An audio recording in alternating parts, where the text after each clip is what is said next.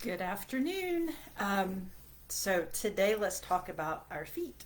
I know one of my favorite things to talk about, right? But what is so stinking important about our feet? You know, you guys hear me talk about the feet a lot, and I'm sure a lot of people's like, what is so stinking important about the feet? Um, my question would be, what is not important about our feet? Um, I guess, for me, the more I've learned, the more I can really see how super important they are. Starting with the obvious, they're our foundation. So they're what most of us are standing on every day and what is propelling us through our daily routines.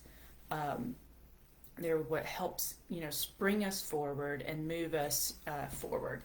So when I kind of look at it, it's kind of like a Jenga set. If we look at the feet and the fact that there's 26 bones at each foot, that's a lot of Jenga pieces. So if we have one of those Jenga pieces um, moved, I mean, if you've ever played Jenga before, it's like each one you move creates instability in the rest of the structure. So if we think about the point that if one of those 26 bones of the foot is out of alignment, out of whack, what that's going to do to the rest of the structure above it. Or another visual that I like to think of is, the old stone bridges would have that keystone, or like archways would have that keystone rock right in the center that keeps everything up. We have bones like that in our foot. So if you take that keystone rock out, the whole structure kind of falls. So every one of our bones in our foot is meant for a purpose. Um, but through life, we can do things that get them out of whack. Um, but if we really tune in, and sometimes we don't notice, especially as we're younger. I know that's when a lot of my foot issues started, was when I was younger. And I never realized, other than I had a really wonky running pattern, and they'd look at my shoes and say, "You overpronate. You need a special pair of shoes." Um, and I can't tell you how many pairs of shoes I tried, and that didn't fix the issue. It's just a band aid. Um, and I might have not felt it fully in my foot either. A lot of my injuries, and I would have a injury every running season. When I look back now and having the knowledge that I have now, I know that pretty much every one of those stemmed from my wonky feet. Um, that misalignment, and I had like this great little flip out foot pattern that I had. Um, but that led to, the tendonitis on the knee, the stress fracture in the foot, the shin splints, the easeability for me to fall and twist my ankle, all came from that instability in my foot. And if I had have had the knowledge then that I have now, I would have known that and could have been working on my feet instead of working on other crazy things, right? Um, so, our feet to me is almost like a GPS system. And if we really learn and understand our feet, and we work on making them as flexible as they are strong, because that's what helps think about a trampoline. It's strong, but it's flexible, and that we need that when we spring forward. So if our foot is not springy, if it's not flexible, it's not going to be able to adhere to the ground underneath it, and that's also going to travel on up the chain. If our foot is very rigid, one of our mentors used to say, what is below, so is above. So if our foot is tight and rigid, it's going to travel on up, especially if we look at the standpoint of, if you think of reflexology, or, in essential oils, I use a technique called VitaFlex, which is some of the same points. And we know that there's points on the foot that coincides to every part of our body, um, which is pretty amazing too, because then we can start noticing in those tension points of the foot where there might be something else going on in the rest of the body. Um, which is pretty cool, but a whole nother subject, right? But so, our foot is meant to be very flexible, but at the same time very strong, but not rigid. Um, but when things get out of alignment, when things get tight, then we can create that rigidity. And then that makes the toes have an inability, and the bones in the foot have an inability to function correctly. And when they're not functioning correctly, it's going to travel on up the chain, just like taking that keystone out or taking that Jenga piece out. It's going to affect everything above, and eventually it's going to crumble. But the more we get to learn, the more we learn about our feet and use them as a piece of knowledge to give us those signs of something else is going on, then we can start to maybe work on those issues before they happen. A lot of times we don't even realize that we do have issues with our feet. Some things are very prominent. We see that we have a bunion, or we have pain, or we have hammer toes, and we can see that, we can feel that. But sometimes we might not really notice it until we do other activities.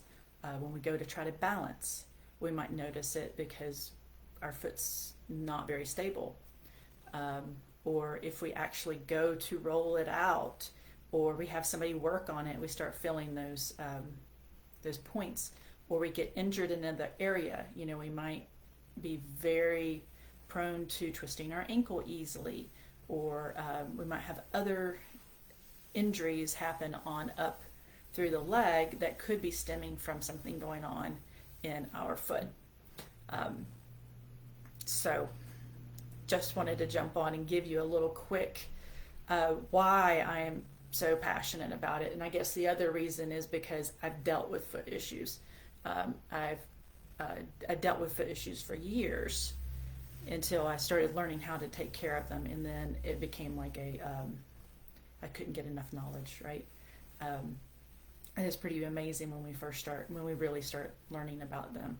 And I love seeing those aha moments when I work with individuals, because that's the place I start with first with every student I work with, is always the feet. Even those that come in and say they don't have anything wrong with their feet, and they quickly find out that there is something going on with the feet, and typically always have a huge aha moment of, wow, I did not realize that. Or those that come in that have issues with the feet and have tried all kinds of strategies that's been told to them, and had no results, come in and get results.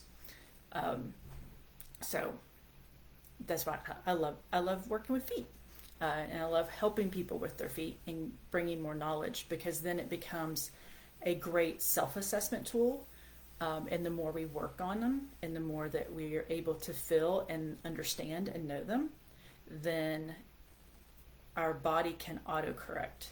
When we know that there's that P, like Princess and the Pea, when our feet become very in tuned, our body's able to feel when something's wrong and autocorrect us, which is what it's supposed to do.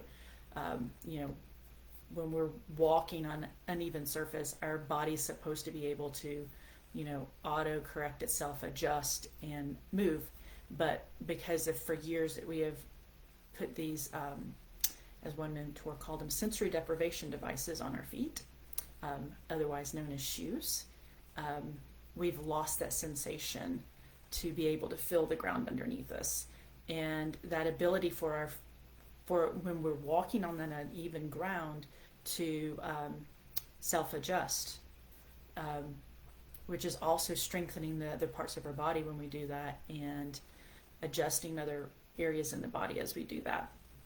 But when we wear shoes constantly, one, they take that sensation away to where we can't feel anymore, and our feet become hypersensitive.